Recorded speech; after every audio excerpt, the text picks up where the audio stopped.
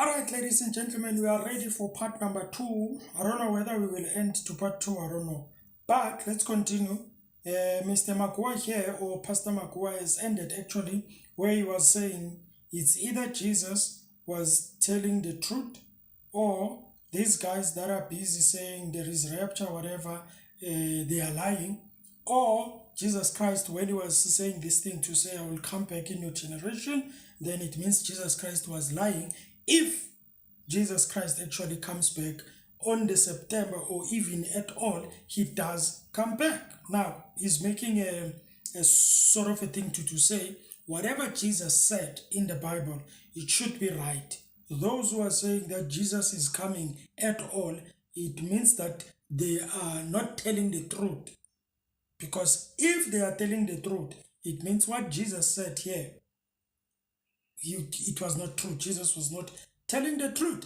And I can actually say that some people, they can come and challenge him maybe and say, listen, it doesn't mean that. Okay, what Jesus Christ said here, it doesn't mean what you are saying. Some people, they might say that, but I'm waiting for those guys that are going to come and challenge him. I have never seen anybody. The only thing I see is in the comments. People, they say things in the comments, they put verses over there and they try to challenge him, and in some cases they don't succeed, because he ended up answering them. And I'm waiting for those guys who are biblically aware, or who knows the Bible, especially those ones that are online, to come and challenge him. I've never seen anyone who reacted to his video refuting him, or debunking him on saying, that's not true. The Bible where you are reading, it doesn't mean that. I've never seen anyone on YouTube. I mean, not on the comments, because some people, they do comment on his video and challenge him, but he always answers the questions. Anyway, let's continue a bit. What everybody believes, or something is very wrong in what Jesus is saying. Somebody is wrong. Somebody is off. Somebody is wrong. Either Jesus is, or Christian tradition is. Okay, let's go on. So I said, but does he say that anywhere else? Oh, yes, he does. Matthew 23. Matthew 23. So in Matthew 23, Jesus gives what is popularly known as the 7 woes, the 7 judgments. If you look at this, you will notice that this is titled the 7 woes, the 7 judgments. You remember that Revelation has 3 woes. Jesus gives 7 of them right here in Matthew 23. So I'm not going to read all of them. By the way, they start at verse number 13. The woes start at verse number 13, but woe to you. That's the first one. Then in verse number 15, woe to you. That's the second one. Then in verse number 16, the third one, woe to you. Then in verse number 19, no, not 20, I think. I forget. Oh, 23. That's the fourth one. Woe to you. Then there's a fifth one. Verse 25. Woe to you. Then there is a sixth one. In verse 27, woe to you. And then there is a seventh one in verse 29. I want to focus on the seventh woe. What is this woe about? Because woe means judgment. Woe means destruction. Woe means utter judgment. So woe to you, scribes and Pharisees, you hypocrites, for you build the tombs of the prophets and decorate the monuments of the righteous, saying, if we had lived in the days of our fathers, we would not have taken part with them in the shedding of the blood of the prophets. Thus you witness against yourselves that you are the sons of the prophets. Thus you witness against yourselves that you are the sons of those who murdered the prophets. Fill up then the measure of your fathers, you serpents, you brood of vipers. How are you going to escape being sentenced to hell? Therefore, I, Jesus Christ, of those who murdered the prophets. Fill up then the measure of your fathers, you serpents, you brood of vipers. How are you going to escape being sentenced to hell? Therefore, I, Jesus Christ, am sending to you, Pharisees of the first century, prophets and wise men and scribes. By the way, just so that you can know that this is only New Testament rather, first century, scribes are writers of the Bible. There are no writers of the Bible today. So this verse of Jesus sending prophets and wise men and scribes can only happen in the first century. So I send you prophets, wise men, and scribes, some of whom you will kill and crucify. Some you will flog in your synagogues, the meeting places of the Jews in the first century. Now, the meeting places of the Jews even today, but no Jew is killing any Christian today. And they will persecute you from town to town. They will persecute them. You will persecute them. Some you will flog in your synagogues and persecute from town to town. Remember Matthew 10:23? When they persecute you in one town, flee to the next. This is a parallel passage, by the way. So Matthew 10:23 is speaking about the same thing that Matthew 23:34 is speaking about. Some you will flog in your synagogues and persecute from town to town. Remember, Jesus said that he would come while they were still going to the towns of Israel? Look at what he says in verse 35 and 36. So that on you, the Pharisees, may come all the righteous blood, all of it, not some of it, not most of it, all the righteous blood shed on earth, starting from the blood of righteous Abel, the first person murdered in the Bible, to the blood of Zechariah, the son of Berechiah, the last person murdered in the Old Testament Bible, whom you murdered between the sanctuary and the altar. So Jesus puts two bookends to this judgment. Because when he says in verse 35, so that on you may come, he's talking about judgment. Then he says, all this blood from the past murder of the Bible will be judged when? Verse 36. Truly, always emphasizing the previous verse, truly I say to you, all these things will come upon this generation. All of these things will come upon this generation. So this is the third time since I started this program that Jesus has explicitly said that he is coming during the lifetime of the 12. He is coming during the lifetime of the disciples in Matthew 16. Now he says he is coming during the lifetime of the Pharisees. 3 times. In Matthew, we have not even gone to Mark. We are not yet in Luke. We are not in John. And there are more passages, by the way, in those 3 other Gospels. But right now, before we even get to Matthew 24, Jesus says he's coming in the first century, in the lifetime of his original 12, in the lifetime of his original disciples who walked with him and stood there before him in Matthew 16. Well, when you turn the page and go to Matthew 24, I am showing you that all these charlatans calling themselves prophets are false prophets. Brother Joshua being the current superstar of false prophecy. Brother Joshua is from South Africa. He's an African like myself. I have no prejudice towards him because of his Africanness. I don't care whether he was an African or a white person or an Asian. It would not matter to me if he was a man or a woman. What matters to me is that he is directly contradicting the words of Jesus while claiming Jesus appeared to him.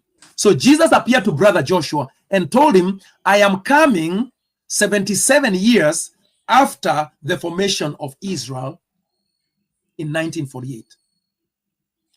Jesus tells Peter and Matthew and his other 12, I am coming in your lifetime. I am coming while you guys who are standing here, some of you will still be alive. I am coming in your lifetime, Pharisees. So which Jesus is true? Can the real Jesus please stand up?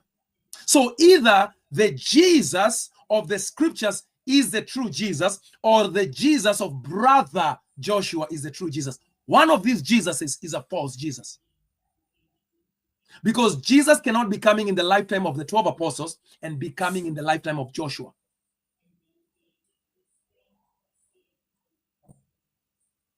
Jesus cannot be coming in the lifetime of the 12 disciples and be coming in your lifetime. The Jesus that is coming in your lifetime cannot be the same Jesus of Matthew 10 and Matthew 16 and Matthew 23. So which Jesus are you believing in? Is your Jesus coming in your future? That's fine. Good luck with that. The Jesus of the Bible is not coming in your future. The Jesus of the Bible specifies quite explicitly that he was coming in the lifetime of his contemporary disciples. So which Jesus have you been believing in? Is your Jesus the Jesus of the Bible? Maybe your Jesus is the Jesus with a J, because that's a Latinized, an anglicized way of, maybe you don't believe in Yeshua. Maybe it's the name difference. I don't know. But I'm just telling you that the Jesus in the Bible cannot come in your future. Because if the Jesus of the Bible was to come in your future, he would have lied to Peter. He would have lied to Mark. He would have lied to John. But the Jesus of the Bible does not lie. But the Jesus of Catholicism lies. The Jesus of Pentecostalism lies. The Jesus of Islam lies. The Jesus of Presbyterianism lies all the time. The Jesus of Joshua is definitely a liar. So whoever appeared to Joshua is not the Jesus of the Bible. Would you agree with me? Because these two things cannot be true at the same time. Pastor Royal Given Senior, how are you? Barbara Womack, greetings to you. Are you guys getting what I'm saying? The Jesus of the Bible, which I hope, if you're a Christian, is the Jesus upon whom your hopes are set,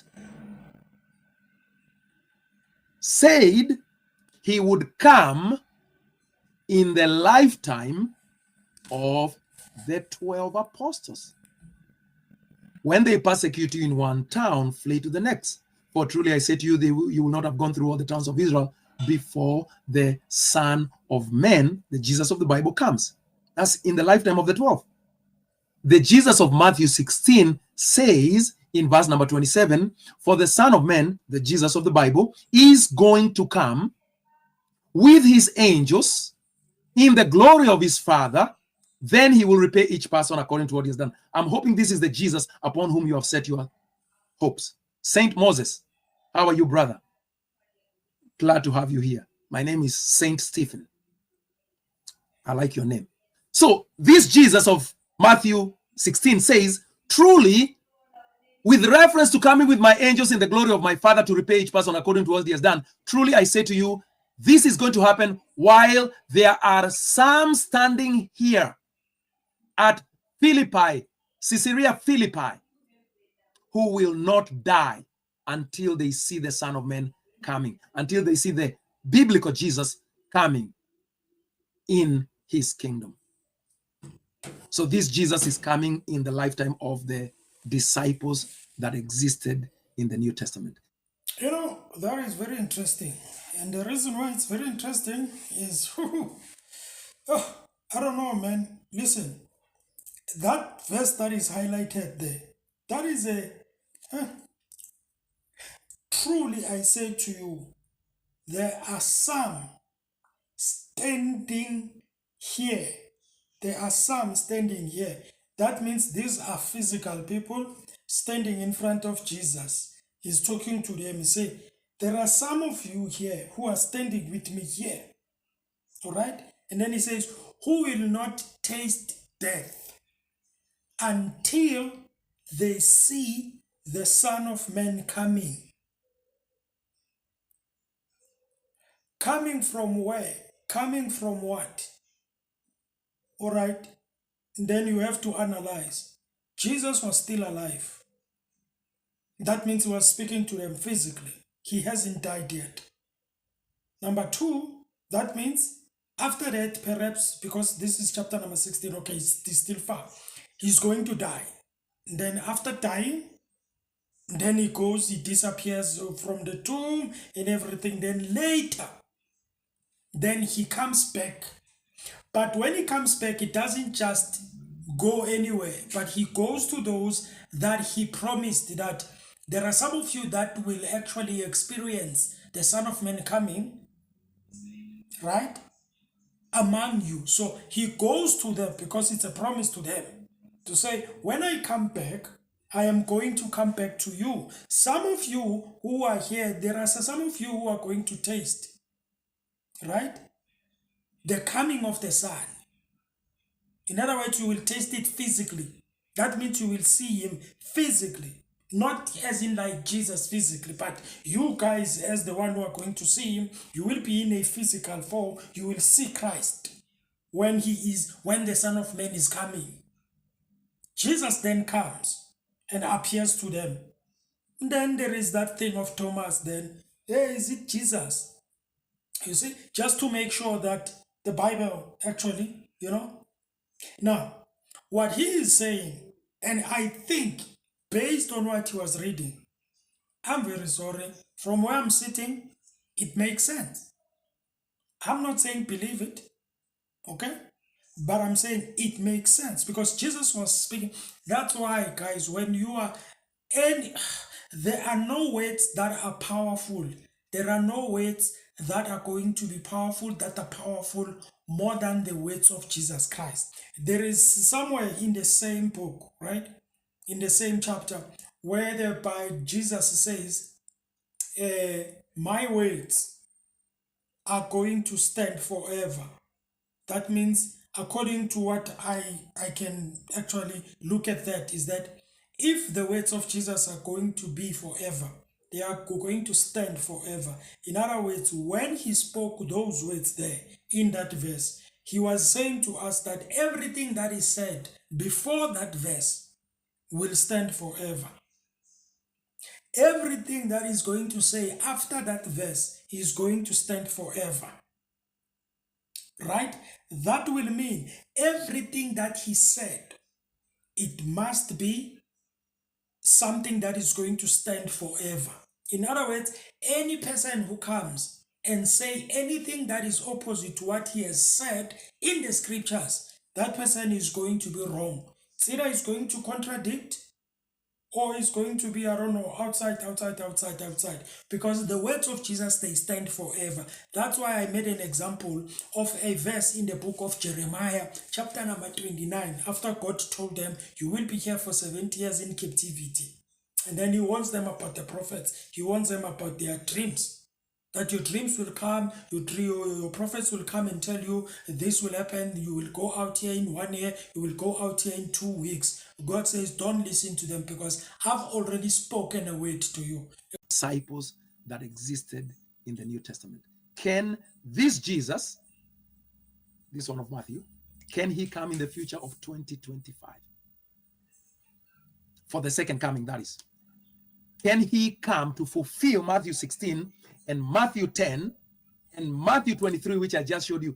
Can he come to fulfill it in the future of 2025? That's all I'm asking. Please help me here. Nkululeko Mavovo, which is a pastor in South Africa, says Jesus is here. So clearly, Pastor Mavovo is saying, no, Jesus is not coming in our future. Jesus already came. Jesus is here. St. Moses, I don't know what you believe. I know St. Moses is in Kenya. What do you believe? What is the basis of your belief? Okay, Matthew 24 is where I was taking you. So Jesus, after saying that, let me give you a context of Matthew 24. This is what happens. Most people don't read the context of Matthew 24. So after giving the 7 woes in Matthew 23 and saying in the 7th woe that, remember the 7th woe started here at verse 29, woe to you scribes, Pharisees.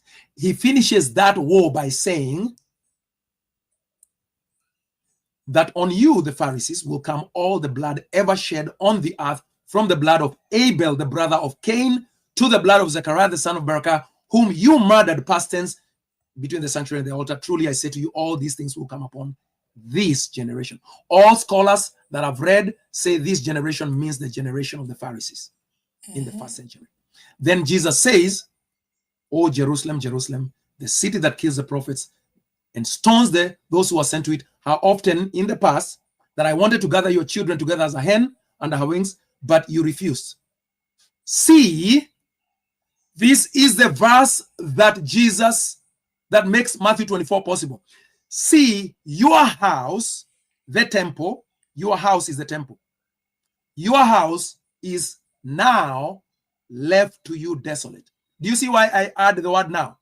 Jesus is declaring something that is now happening at that moment. He doesn't say, see, your house will be left to you desolate at some point in the future. He says,